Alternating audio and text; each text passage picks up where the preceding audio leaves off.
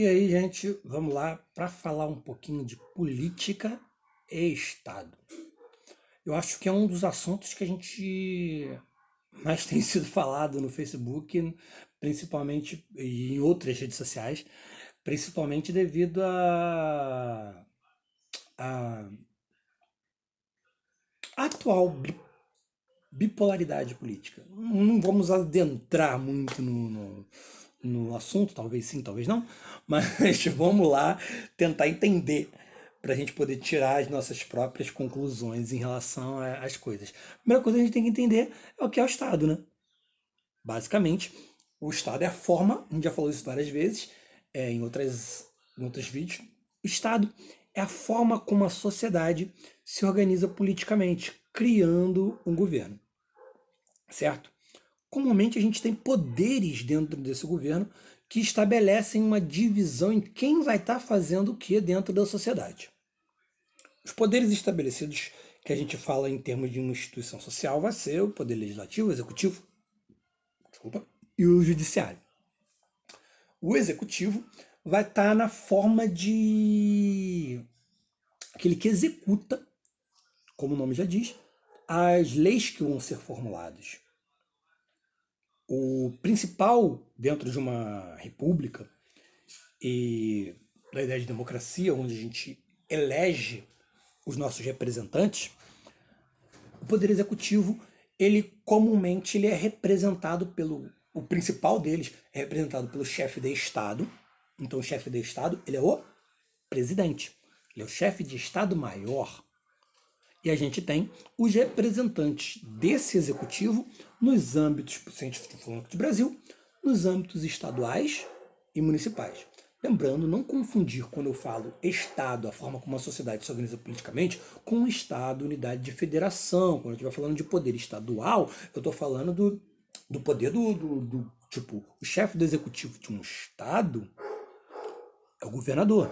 O chefe do executivo do Estado maior é o presidente. Quem é esse Estado maior? É a forma como a sociedade se organiza politicamente, criando o governo, certo? Que vai estar promovendo leis e regras de convivência da sociedade em determinado país, que é o território estabelecido por fronteiras políticas. Já quando eu falo de poder estadual e estou me referindo à unidade de federação, estou falando da divisão do país em estados, em unidades de federação, Minas Gerais, Pará, Acre, Rio de Janeiro, São Paulo, Rio Grande do Sul, Santa Catarina, certo? E aí o chefe do executivo estadual é o governador, o chefe do executivo do estado maior, ou seja, o chefe do executivo em âmbito federal é o presidente. E no caso dos municípios, o prefeito, certo? Eles vão ser responsáveis por estar executando as leis, tá? Eles vão ser os principais responsáveis pelo o estabelecimento de secretarias e de ministérios que vão cuidar de determinadas áreas dentro da sociedade e promover a execução da melhoria dessas áreas. Por exemplo, uma secretaria do meio ambiente vai estar promovendo políticas públicas para a melhoria do meio ambiente dentro de um determinado município, enquanto o Ministério do Meio Ambiente vai estar vendo isso de uma maneira mais ampla, porque ele vai estar pensando no Brasil de uma maneira geral. A ideia é que todo mundo haja em conjunto. E, no caso, o legislativo, ele é aquele que vai estar criando as leis e fiscalizando o executivo. A criação dessas leis, lógico, sempre vai entrar em votação, sempre vai entrar em debate. É por isso que é formado a Câmara dos Vereadores ou o Congresso dos Senadores. Quando a gente fala de âmbito nacional, a gente está falando do legislativo, como os deputados federais ou os senadores.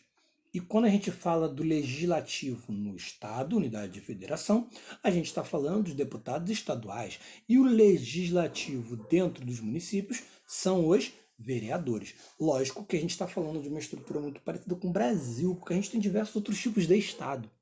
Estados onde a gente não tem uma república presidencialista, por exemplo. A gente pode ter um Estado monárquico. Quando a gente fala de Luís XV, é Luís XV?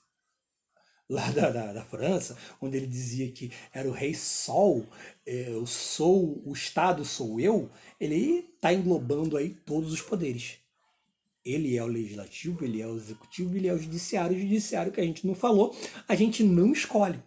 Os judiciários são juízes, aqueles que vão estar julgando os procedimentos em relação à quebra das leis que foram criadas pelo legislativo e executadas pelo executivo. Então, quando foram lá, afirmaram, roubar é crime, você rouba, você vai ser julgado para ver se você roubou ou não. E aí a gente tem os juízes em âmbito nacional, que é o Supremo Tribunal de Justiça, e o Tribunal de Justiça, que é os âmbitos estaduais e municipais, para resolver problemas menores. Menores em relação a pessoas. E a gente, lógico, a gente vai ter também aquilo que vai ser a mão forte do Estado, o braço forte do Estado, que vão ser a polícia. Que o Estado ele vai ter que ter ferramentas, mecanismos para executar as leis e o que for determinado dentro dos ministérios e secretarias. E quem auxilia eles é o braço forte deles, o exército, a polícia. Bom, quando a gente estava falando do absolutismo, quando está falando o rei sol, o Estado sou eu, a gente está falando de um rei, de um regime absolutista, onde é ele que decide tudo. A gente está falando de uma monarquia. A gente tem diversos tipos de estados, tá? Aqui, a gente tem diversas formas de governo. Vamos fazer uma leitura rápida aqui para a gente ver se a gente encerra o vídeo aí rapidinho, que já passou de 6 minutos. Ó, popularizada pela literatura infantil, a monarquia é uma forma de governo que foi dominante na Europa até o século XVIII. Podemos classificar como monarquia o sistema de direção do Estado que centraliza em uma única pessoa todos os poderes, caracterizando um governo monocrático. Uma forte característica da monarquia é a centralização do poder nas mãos do monarca, que permanece no trono até o seu falecimento ou por abdicação.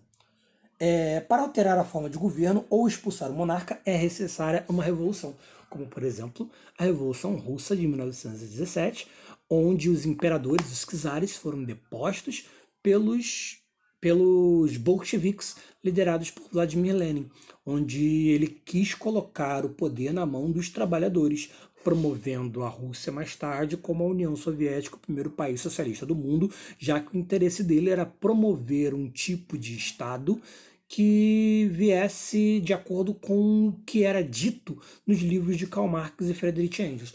Isso é um exemplo, mas a gente tem diversos outros exemplos de revoluções que a gente tem por aí, onde a gente tem a tomada do poder e a mudança. Aqui no Brasil a gente já teve a mudança de... não talvez da forma que houve, com guerra, com massacre, com gente morrendo, porque a revolução se faz... Infeliz, olha só, se a gente falar de revolução, a gente está falando de um combate armado, geralmente. A gente não tem uma revolução para troca de... o rei vai sair do poder porque alguém fez uma manifestação na frente do castelo com flores. Não.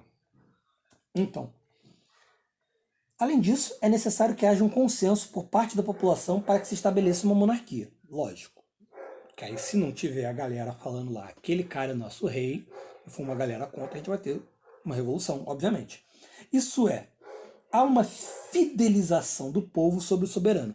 Geralmente, lá para a Europa, antes do século XVIII, para legitimar o rei, ele era o escolhido de Deus. Durante a Idade Média, as monarquias feudais se formaram na transição de uma instituição militar para o âmbito político promovida pela fixação em territórios.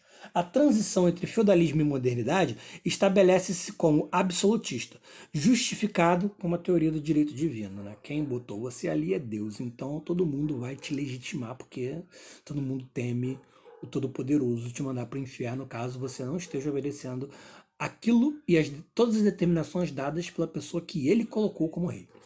Desde o século XIX há um processo de constitucionalização das monarquias, rompendo com a velha ordem social e prevalecendo a ideologia burguesa. Lembrando aí que em aulas anteriores sobre o capitalismo, a gente chega a falar sobre o surgimento da burguesia dentro do capitalismo comercial, que é a primeira fase do capitalismo.